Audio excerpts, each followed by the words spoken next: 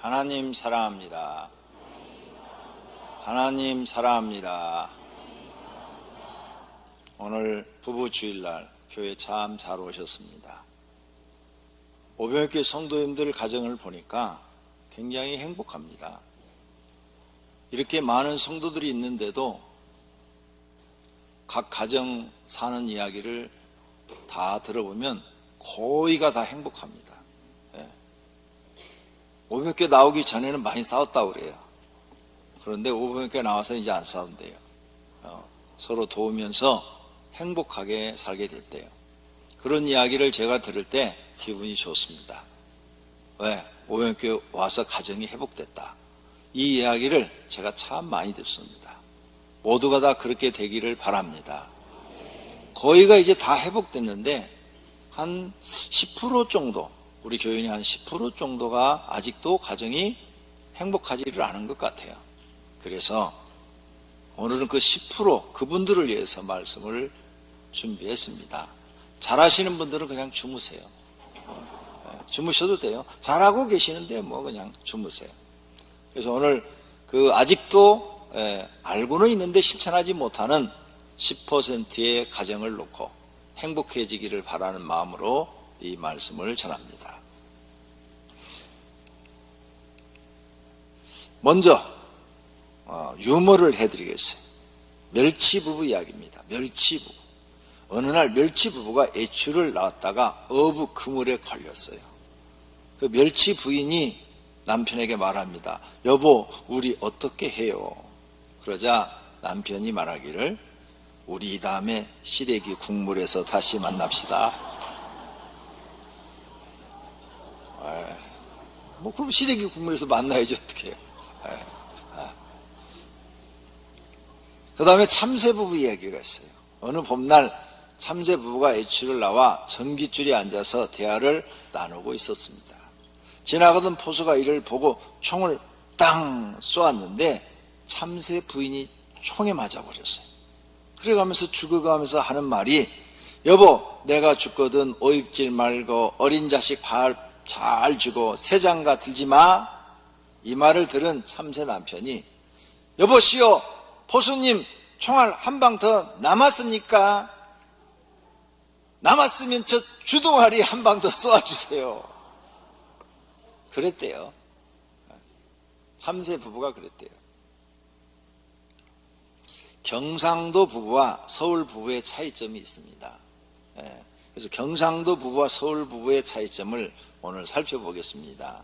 서울에서 결혼한 서울 가시나와 서울 사나이가 결혼해서 사는 거죠. 서울 아내가 이제 말을 합니다. 자기 저 별이 더 예뻐? 내가 더 예뻐.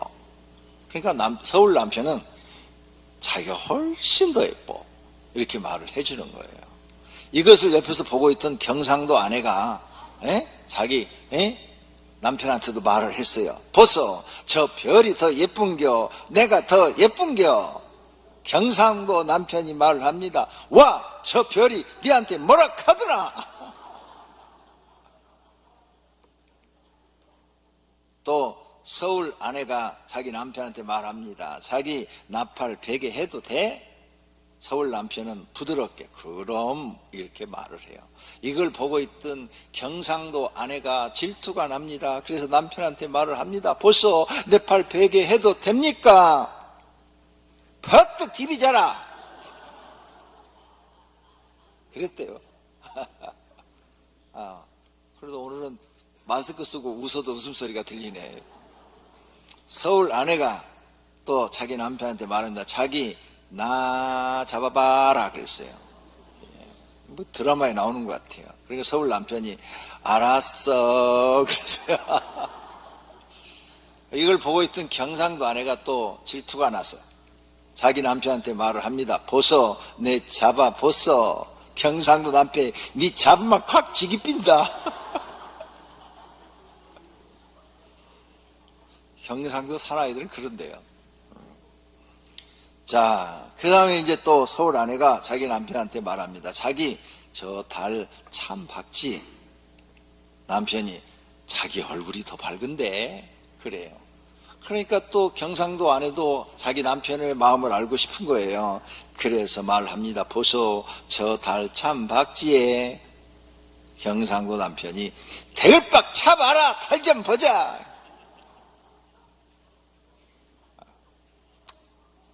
참 경상도 사나이고 사는 여자분 참 불행하다 생각이 들어요. 서울 아내가 자기 나 목욕해도 돼? 그러니까 그럼 그랬어요.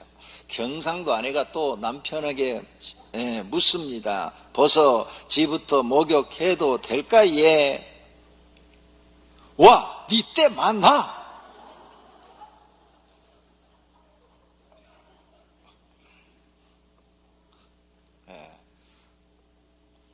어버이 주일날은 울렸으니까 오늘은 웃겨야지요. 자, 배꼽이 이제 옆으로 돌아갔어요. 서울 안에 절벽에 핀 꽃을 보고 자기 저 꽃 따줄 수 있어? 그러자 남편이 그럼 난 자기가 원하는 거라면 뭐든지 할 수 있어. 경상도 아내가 또 말을 합니다. 벌써 저 꽃 좀에 따줄랑껴. 저기 니끼가 대화가 안 돼, 대화가. 경상도 아내가 출근하는 남자를 잡으며 자기 뭐 잊은 거 없어? 그러자 서울 남자는 아, 뽀뽀 안 했네. 그래서 쫙 해줬다는 거야. 경상도 아내가 벌써 뭐 잊은 거 없는겨? 있다! 용돈 줘! 대화가 안 된다니까요, 대화가. 오늘은 여기까지만 할게요. 가족 관계에서 가장 좋은 것은 부부가 행복하면 자녀도 행복하다는 것입니다. 반대로 부부가 사이가 나쁘면 자녀들도 불행하다는 것입니다. 그렇다면 가족이 행복하려면 부부 사이를 좋게 만들어야 됩니다. 그러므로 부부 사이를 좋게 하는 시간을 많이 가지시기를 바랍니다. 첫째로 행복하려면 부부가 서로 VIP로 모셔야 됩니다. 즉 귀빈으로 모셔야 된다는 거죠. 부부가 되면 서로 아내는 남편을 귀빈으로 모시고 또 남편도 자기 부인을 귀빈으로 모셔야 됩니다. 그렇게 하려면 말과 행동에서 조심하고 귀빈에게 말을 하듯이 하고 행동도 귀빈에게 하듯이 해야 합니다.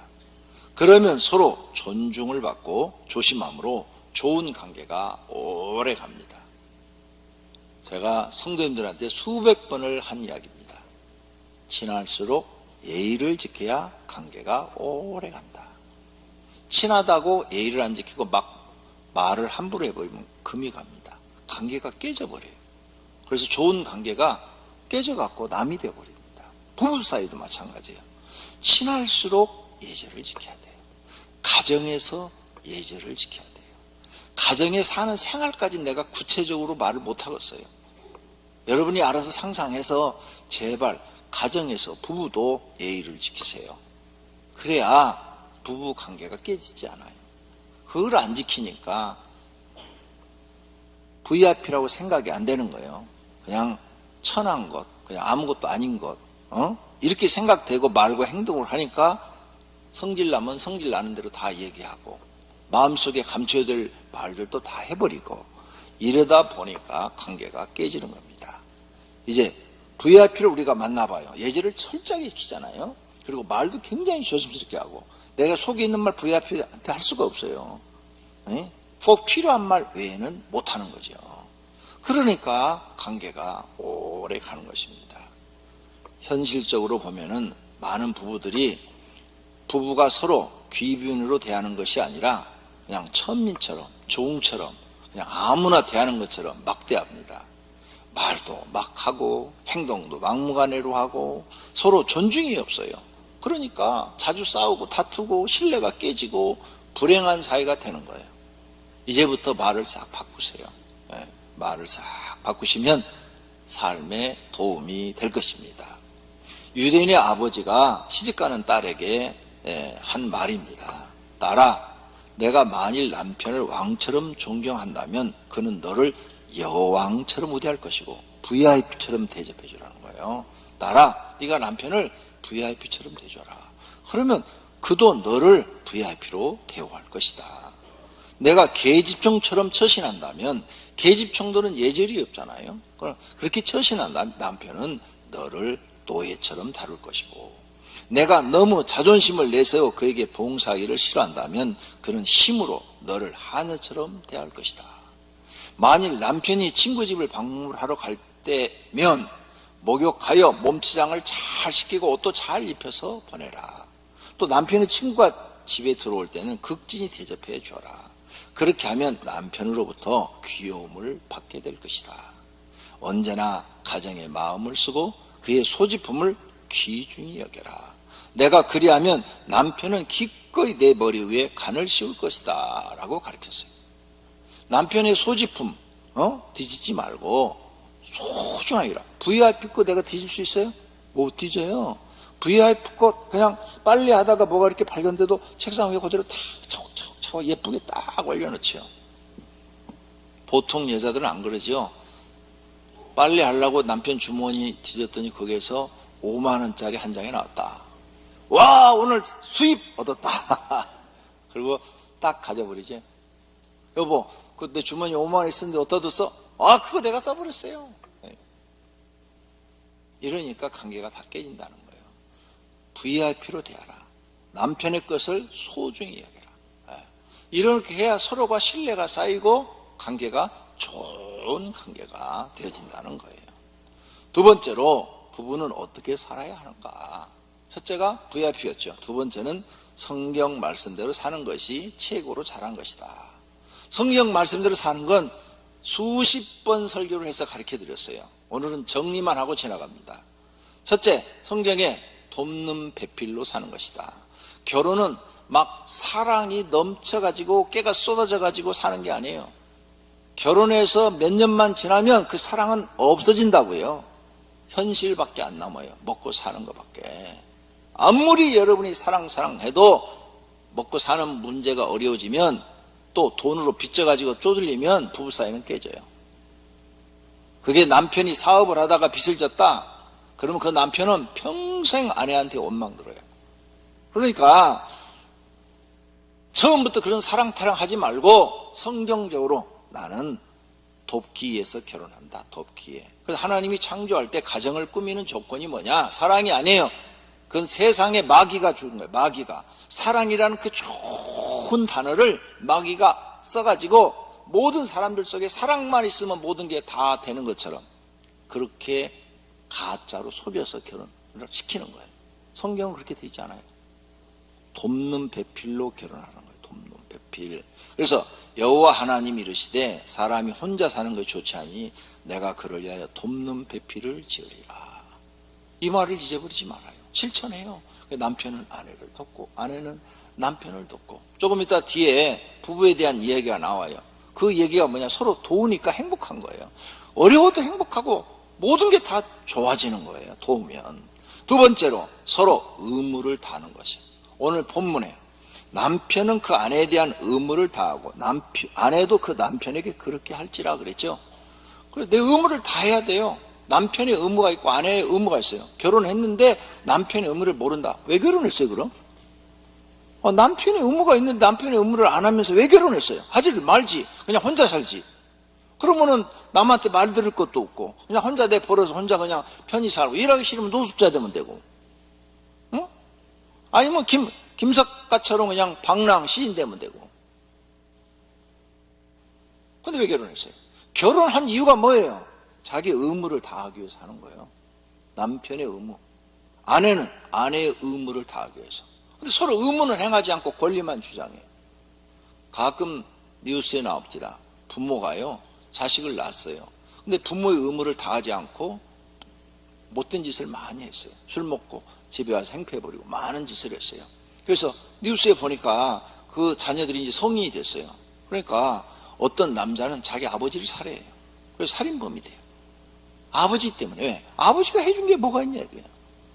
맨날 술 먹고 들어와서 행패 부리고 엄마 때리고 우리 때리고 이런 거밖에 없냐. 그래서 가끔 뉴스에 나오잖아요. 어떤 사건을 제가 읽어보니까요, 엄마하고 여자하고 공모해서 남편을 죽여요. 저게 우리 집안의 왼수 덩어리라 이거죠. 저것 때문에 우리 집안이 불행하다. 그래 차라리 죽이는 게 낫겠다. 그리고 공모해서 죽인 사건이 기록이 돼 있더라고요. 이게 왜 그래요? 부모의 의무를 다하지 않았기 때문에 일어난 사건이에요. 잊어버리지 마세요. 성경은 남편은 남편의 의무를 아내에게 다하고 아내도 아내의 의무를 남편에게 다하라는 거예요. 그걸 위해서 우리는 고생이 돼도 해야 되는 거예요. 그 다음에 성경은 서로 자기 몸을 주장하지 못한다. 이 말은 뭔가 하면 오늘 본문에 아내는 자기 몸을 주장하지 못하고 오직 그 남편이 하며 남편도 그와 같이 자기 몸을 주장하지 못하고 오직 그 아내가 한다. 결혼하면 서로 이제 내게 아니라는 거예요. 내 것은 당신 거고 당신은 내 거라는 거예요. 그러니까 내 거, 나만 챙기는 거 이거 못한다는 거예요. 이제 결혼하면 뭐든지 나는 저 사람 챙기는 거고 저 사람 나 챙기는, 이게 결혼이라는 거죠. 그래서 상대방이 뭘 도와달라 그러면 즉시 봉사해야 된다는 거죠. 근데 안 한단 말이에요. 이걸 안 해. 그래서 성경이 써놨어요. 서로 자기 몸 주장하지 못한다. 결혼하는 순간부터 너는 네 거 아니야? 상대방 배우자 거야. 성경이 이렇게 가르치고 있단 말이에요. 근데 결혼이 뭔지도 모르고 결혼하면 내가 봉사를 안 하고 결혼하면 저 남자가 나한테 엄청 잘해주겠지. 착각하지 말아요. 그래서 깨지는 거예요. 성경대로 이제 다시 사셔야 돼요. 그 다음에 분방하지 않아야 된다. 기도하기 위해서 합의를 한 것 외에는 분방하지 마라. 다투어도 한 방에서 자라. 서로 다른 방에서 자지 말라. 요즘은 다 집들이 좋아가지고 방이 두세 개, 네 개씩 막 이렇게 되죠. 세 개, 네 개. 그러니까 싸우면 각방 써요. 그러면요 3일 갈 거 30일 갑니다. 그래서 부부싸움 하시더라도 그냥 한 침대에 들어가서 이불 덮고 자세요. 등 돌리고. 예. 첫날은 등 돌리고 자요. 두째 날은 천장 쳐다보고 자고, 셋째 날은 쳐다 얼굴 쳐다보고 자니까 그냥 성경대로 그냥 기분이 나빠도 그냥 등 돌리고 자요. 그러면 또 며칠 지나면 해결이 돼. 그런데 각방 써버리면요 3일 갈 게 한 달 간다니까요. 30일 간다니까요. 그러니까 성경에 분방하지 말라는 거예요. 그래서 우리는 성경대로 살라고 그래요. 성경대로. 다섯 번째는 남편은 아내를 사랑하기를 그리스도께서 자신을 주신같이 사랑하래요. 남편들아 아내 사랑하기를 그리스도께서 교회를 사랑하시고 그 교회를 위하여 자신을 주신같이 하라. 이 신약교회가요 예수님이 십자가에 의해서 피를 흘려 죽으심으로 생긴 게 신약교회예요. 그러니까 남자들은 자기 아내를 내가 십자가 위에서 모든 성도들을 위해서 내 몸을 준 것처럼 그렇게 사랑하라. 그 정도로 내 목숨을 줄 만큼 그렇게 사랑하는 거예요. 내가 죽고 내 아내를 살린 만큼 그렇게 사랑하라는 거예요. 남편들아 아내를 사랑하며 괴롭게 하지 말라. 아내를 괴롭게 하면서 왜 나한테 당신 그렇게 대하냐고 막 그래요. 자기가 아내를 괴롭게 하면서. 그러니까 생각이 모자라. 이런 사람은 결혼을 이해를 못하는 거예요. 결혼이 뭔지를 모르는 거예요. 그러므로 교회 나와서 배워서 우리는 이제 성경대로 살려고 노력해야 될 줄로 믿습니다. 그럼 아내는 어떻게 해야 되냐? 아내는 남편에게 그리스도에게 복종하듯 순종해야 한다. 에베소 5장 22절에 아내들이여 자기 남편에게 복종하기를 죽게 하더라. 예수님이 오셨어. 예수님께서 너를 떠와라. 누가 여기 거역할 사람이 누가 있어요? 막 얼른 가서 떠다 드리지. 주님께 하듯 하라. 야, 나 배고프다. 얼른 가서 그냥 밥 해서 대접해 드리지. 그렇게 하래. 그렇게. 집에서 물 좀 떠다 줘. 당신은 손이 없어요, 발이 없어요. 내가 당신 종인 줄 알아요?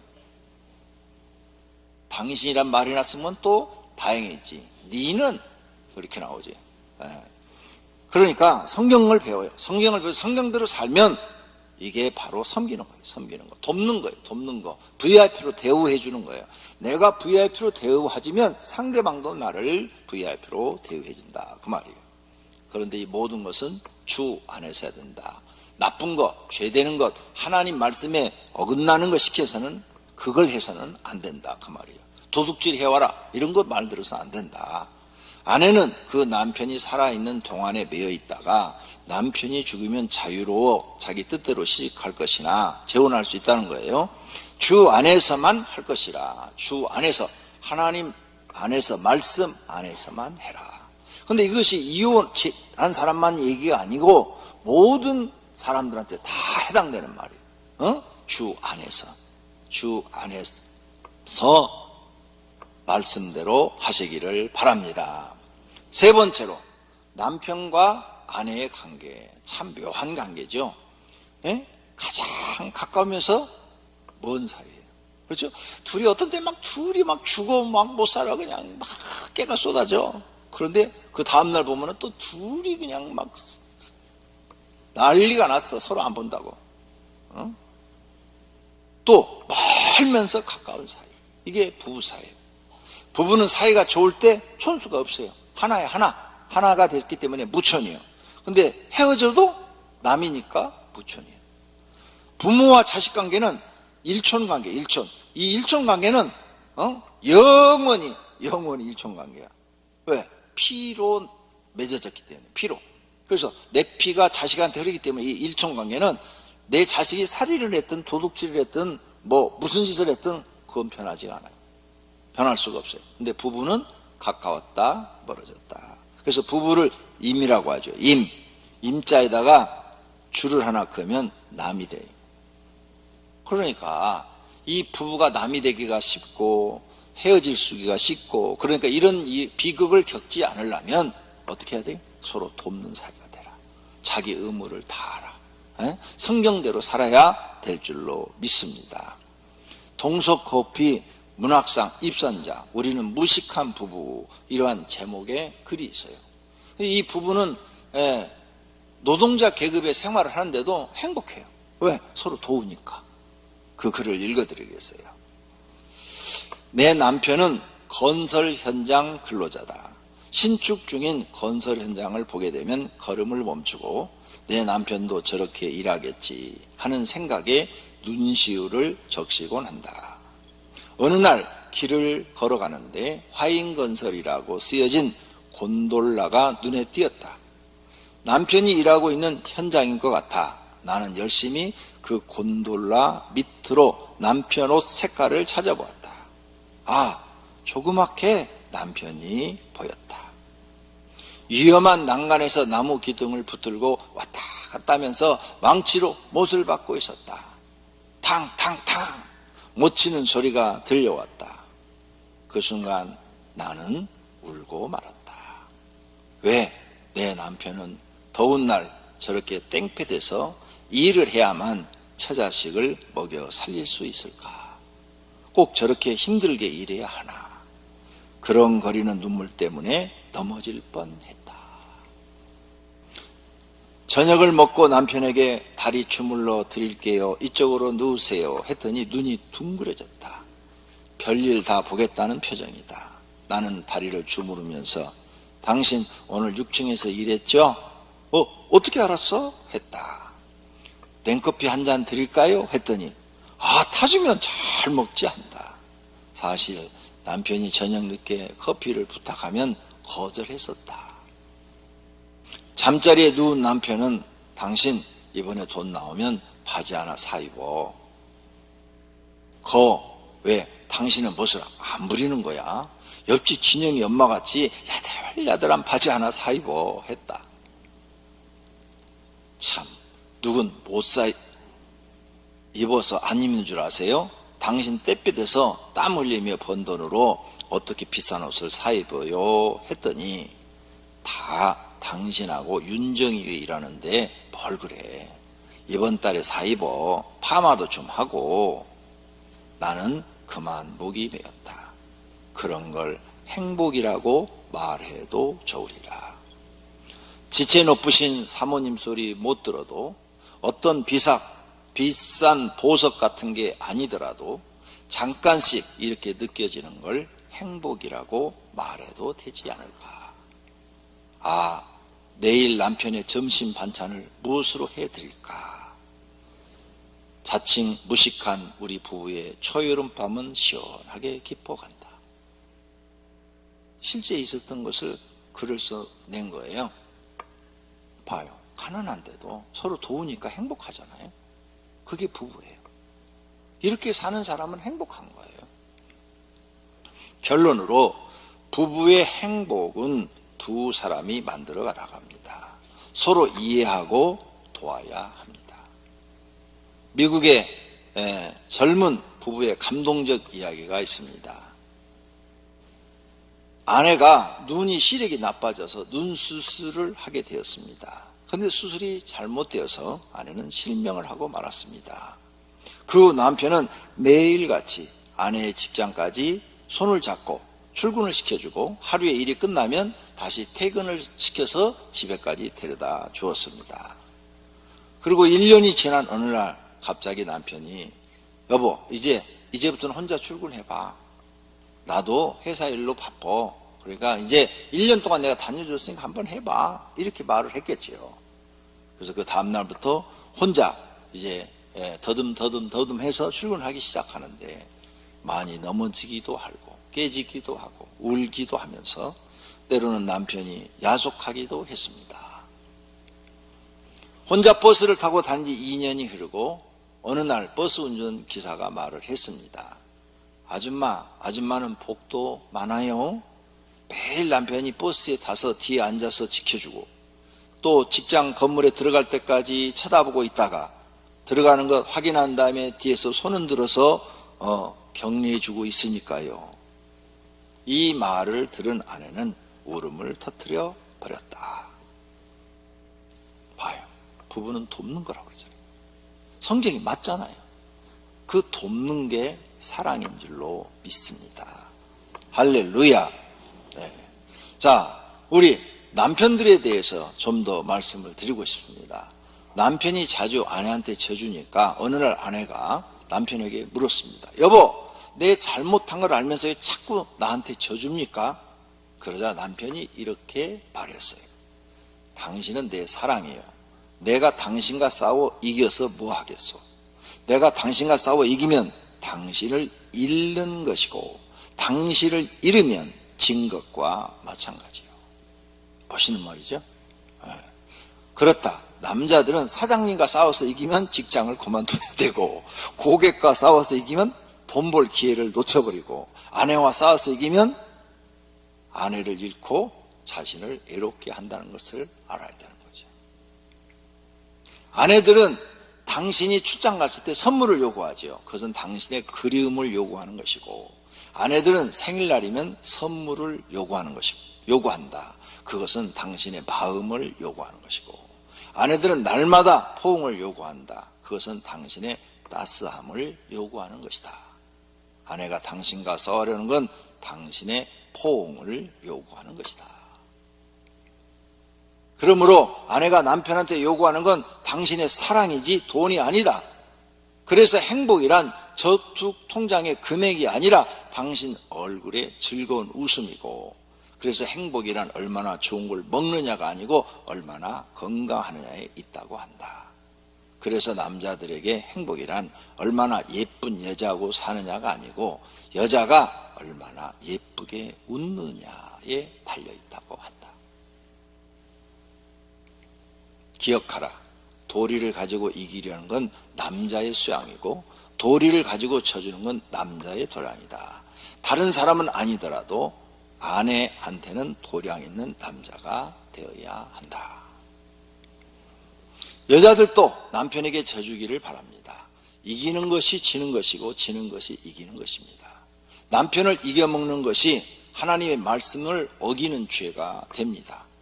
남편과 아내가 서로 져주려고 한다면 행복한 가정이 될 줄로 믿습니다. 모든 부부들이 행복하게 사시기를 축원합니다. 두 눈을 감으십시오.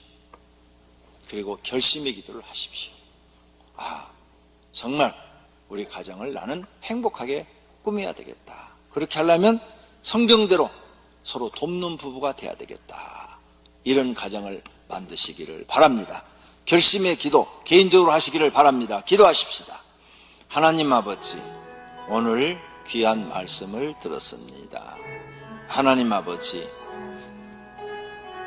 부부가 행복하려면 성경대로 돕는 부부가 되어야 됩니다. 그리고 남편은 남편의 의무를 다하고 아내는 아내의 의무를 다하는 가정이 되어야 합니다. 성경대로 살려고 해야 됩니다. 그래야 가정이 회복되어집니다. 그리고 부부가 서로 행복을 느낄 수가 있습니다. 오늘 이 말씀을 들은 모든 성도님들, 하나님 말씀대로 살게 하옵소서. 자신을 내려놓고 하나님 말씀을 거울 삼아서 그 말씀대로 순종하며 살면 모든 가정이 편안해지고 행복해지고 삶의 보람도 느끼게 될 줄로 믿습니다. 하나님, 오늘 말씀이 이들의 삶에 큰 도움이 되게 하옵소서. 예수님의 이름으로 기도드립니다. 아멘.